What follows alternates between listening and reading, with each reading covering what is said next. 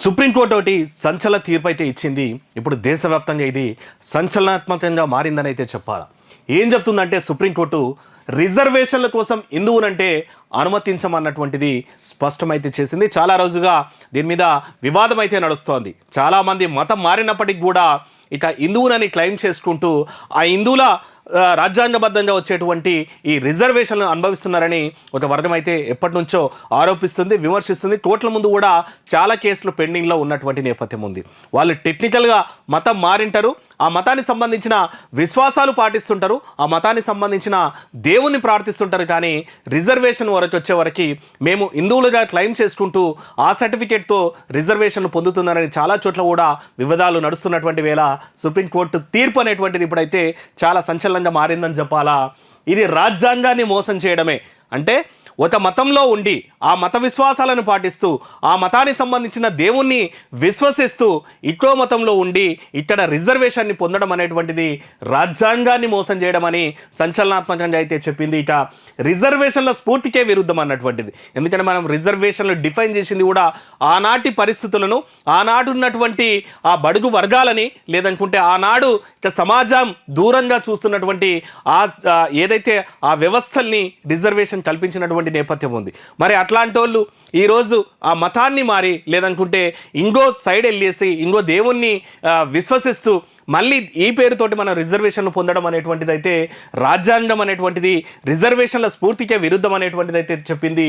ఇక ఎస్సీ ధృవప్రతం కోసం క్రైస్తవ పిటిషనర్ దాఖలు చేసిన వ్యాజ్యం కూడా కొట్టేసినటువంటిది.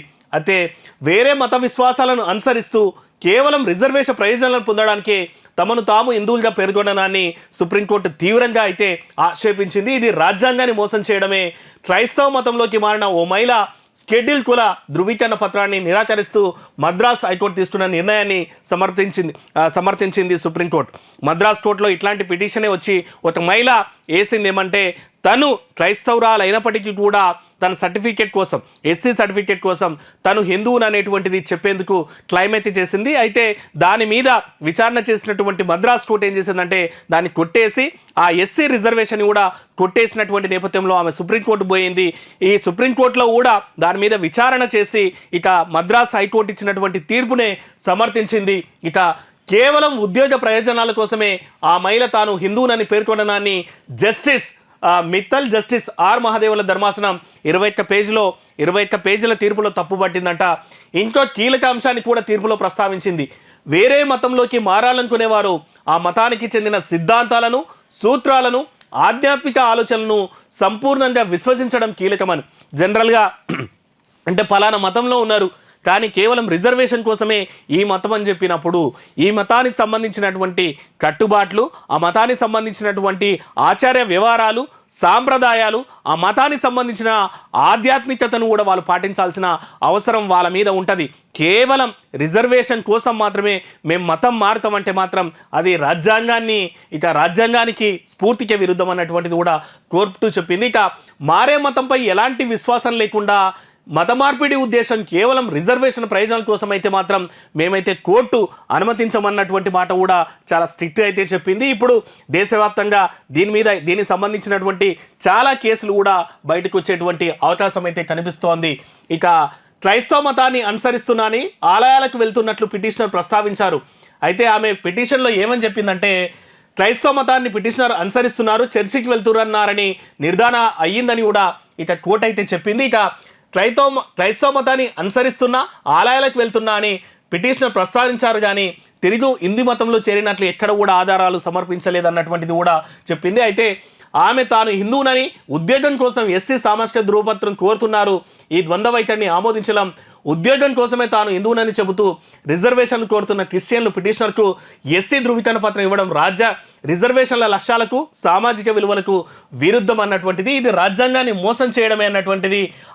ఆమె కులమైన వల్లువన్ సమూహ అంగీకారాన్ని పొందినట్లు కూడా, అంటే ఆమె ఏదైతే కులం ఉందో ఆ కులాన్ని ఏదైతే క్లెయిమ్ చేస్తుందో ఆ సమూహం కూడా దీన్ని నిర్ధారించలేదు. ఆ నేపథ్యంలోనే మేము దీన్ని రిజెక్ట్ చేస్తున్నాం, ఆమె పిటిషన్ని మేము కొట్టేస్తున్నామని కూడా సుప్రీంకోర్టు తెలిపినటువంటి నేపథ్యం ఉంది. ఇక ఈ కేసులో పిటిషనర్ ఎవరంటే సెల్వరాణి అనేట ఆమె హిందూ తండ్రికి క్రిస్టియన్ తల్లికి జన్మించిందంట. 3 నెలల వయసులోనే బాప్టిజం పొందారు. 2015లో ప్రభుత్వ ఉద్యోగం కోసం తాను హిందువునని తన తండ్రి ఎస్సీ కులానికి చెందిన వ్యక్తి అని పేర్కొంటూ ఎస్సీ ధృవీకరణ పత్రం కోసం దరఖాస్తు చేస్తున్నారు.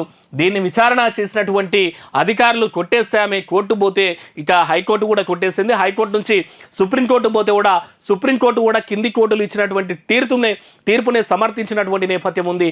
ఎవరైనా సరే కేవలం ఉద్యోగం పొందడం కోసమో లేకపోతే రిజర్వేషన్ పొందడం కోసం మాత్రమే మేము ఎస్సీలమని చెప్పేసి ఇక మిగిలిన వ్యవహారాలన్నీ కూడా ఇంకో మతాన్ని పాటించినట్లయితే అది పూర్తిగా రాజ్యాంగానికి విరుద్ధము, ఇక రిజర్వేషన్ల స్ఫూర్తికే విరుద్ధం అన్నటువంటి ఫైనల్ కన్క్లూజన్ అయితే ఇచ్చింది. ఇది దేశవ్యాప్తంగా చాలా రాష్ట్రాల్లో చాలా ప్రాంతాల్లో కూడా ఈ వివాదం అయితే నడుస్తుంది. చాలామంది కూడా ఇట్లా అంటే తాము విశ్వసిస్తున్నటువంటి మతం, తాము విశ్వసిస్తున్నటువంటి మత దేవుడు ఆధ్యాత్మిక వ్యవహారాలన్నీ వేరున్నప్పటికీ కూడా ఇప్పటికి కూడా హిందువుల మన క్లైమ్ చేసుకుంటూ ఎస్సీ సర్టిఫికేట్ పొందుతున్న వాళ్ళందరికీ కూడా ఇది చాలా ఇబ్బందికరమైనటువంటిదని చూడాలి. మరి మొత్తం మీద ఇట్లాంటి కేసులు ఇక పెద్ద ఎత్తున అయితే బయటకు వచ్చేటువంటి అంశం అయితే మనకు స్పష్టంగా కనిపిస్తోంది.